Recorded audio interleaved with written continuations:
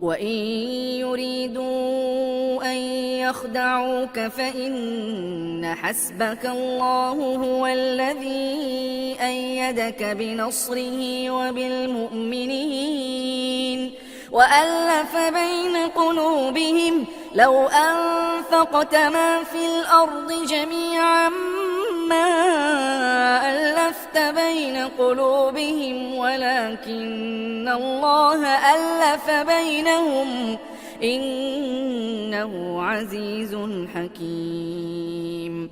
يا أيها النبي حسبك الله ومن اتبعك من المؤمنين.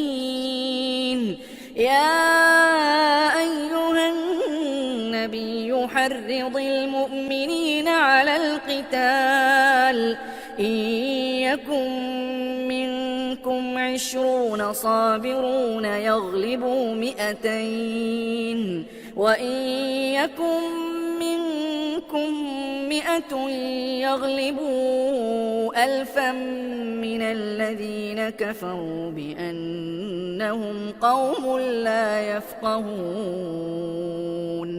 الآن خفف الله عنكم وعلم أن فيكم ضعفا فإن يكن منكم 100 صابرة يغلبوا 200 وإن يكن منكم 1000 يغلبوا 2000 بإذن الله والله مع الصابرين.